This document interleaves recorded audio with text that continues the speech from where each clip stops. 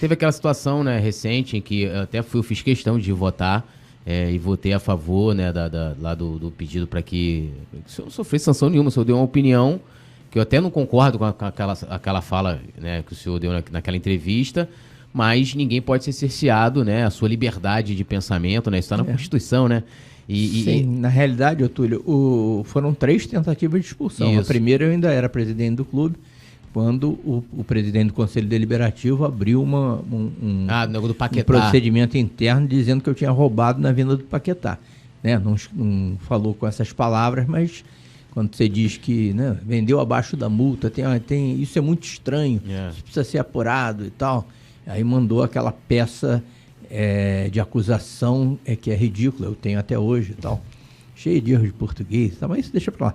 Erro contábil também, né? E confundindo direito federativo com direito... Mas mandou e acabou que isso não foi para frente. Depois teve aquela outra coisa da cor da chapa e tal, né? Que eu fui levar, abrir um processo, né? E diziam claramente que era uma suspensão que poderia levar à expulsão. E depois, essa coisa da entrevista que eu dei para o Jorge Nicola, né? Que eu não falei nada demais, não ataquei ninguém, simplesmente disse a verdade que os meninos da base já estavam ocupando as novas instalações em dezembro, então, como consequência, né, não teria havido incêndio, porque não existiria nada para pegar fogo. Mas isso aí era simplesmente um planejamento que já tinha sido feito na nossa administração, né, que não foi, e foi inclusive planejamento que foi aplicado por acaso em dezembro, porque os garotos foram para a final da Copa do Brasil Sub-17, então já estavam lá nas novas instalações. Agora, é claro que isso não representa acusação nenhuma. Se mudou o planejamento, porque eles assumiram o poder e têm todo o direito disso, né, nada leva a crer que vamos dizer, a causa da tragédia tenha sido isso, né? Isso é uma coisa que tem que ser apurada, né? Foi o ar-condicionado. Mas a sua opinião é de um relevo muito grande, do interesse da torcida. Não de quem foi é a responsabilidade, atacar ninguém, presidente? Né? O Nicola, inclusive, fez uma outra entrevista comigo depois, só por causa da repercussão, e falou: presidente, você está atacando alguém? Você acha que alguém é responsável? Eu falei: mas de jeito nenhum, eu não seria irresponsável, como estão sendo comigo, de me acusar de ser culpado de uma tragédia como essa, né? Sem ter elementos para isso. Mas aí, né, sabe como é que é, né? As pessoas aproveitam para vamos tentar expulsar ele de novo. Aí tentaram. Até pro pessoal entender, porque no Flamengo é assim, você leva uma punição, você leva uma punição, pode ser a mais branda que for, vai ficar uma semana suspenso. Se você levar mais uma, você você fica expulso, aí são 10 anos, se eu não me engano, aqui de estatuto, não é isso? Nem lembro mais. Nem sei, mas eu estaria expulso. Né? Então, assim, aproveitaram, né, uma manobra para poder fazer com que o Bandeira, porque possivelmente eles veem que você futuramente pode ser um grande adversário. Até estendendo até um pouquinho, é legal colocar isso. Eu acompanhei de perto, né, como eu continuo acompanhando, né, o Flamengo, por amar o Flamengo e também por gostar da política do clube, aquelas coisas de bastidores internos. E eu sempre fiz críticas ao presidente, inclusive no segundo mandato talvez tenha sido até mais duro, né, em algumas situações. E jamais eu sofri qualquer tipo de perseguição por parte de ninguém da sua gestão, nem do senhor. Tipo, o Túlio não pode, ninguém vai dar entrevista pro Túlio, ninguém... coisas que eu já sofri nessa gestão atual.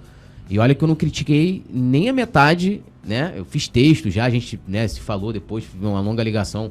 E nunca foi nada pessoal, até porque não é, né? Ali eu tava falando da questão do presidente, e aí entra aquela questão de coisas que a gente vai concordar e vai discordar, mas traçando o paralelo de coisa que eu não passei nem na gestão da Patrícia, né? Que hoje a gente tem boa parte dessas pessoas que estão todas lá, são funcionários, são diretores amadores, né? E eu tô aqui para falar, né? Na sua gestão, lógico, no início tinha alguma resistência de algumas outras pessoas ali, mas depois as pessoas foram entendendo, até o papel da mídia independente, mas nunca houve cerceamento ou tentativa de censura. A gente teve, o senhor acompanhou a tentativa que eles criaram uma emenda para passar que não poderia nem mais criticar o atleta. Se eu chegasse e falasse, Gabigol ontem não foi bem, né, eu poderia sofrer sanção. E então, assim, a imprensa, como modo geral, nunca foi, pelo menos até onde eu sei, foi cerceada de qualquer coisa na sua gestão. Até por isso também, né, e até em respeito por por tudo que eu falei, porque nunca é pessoal. Pô, como é que eu falo assim, o Bandeira, tenho raiva do Bandeira, por que eu vou ter raiva do Bandeira? Eu posso não concordar com o que ele fez como presidente, o que é natural. Natural. Né? E até, por exemplo, o BAP, por exemplo, era vice-presidente de marketing. Eu critiquei muito o BAP, lance lá de 2013, aumento de ingresso e tal, e muita gente tem crítica a ele, mas é um cara que me trata super bem. E assim como depois a gente se acertou, né, de conversar, nunca sentir raiva do presidente, né? Até coloquei lá naquela situação quando o senhor for candidato, depois a gente vai falar um pouco aqui da política, mas nunca, não falo com o Túlio, porque o Túlio, nunca. Sempre tive a mesma liberdade que eu tive no início da gestão, que eu já tinha na época da Patrícia, eu tive depois. E por isso eu fiz questão de ir lá, falei, eu vou lá e vou votar para que o Bandeira não pague pela opinião. Dê a opinião dele, a gente pode concordar, não concordar, discutir, debater.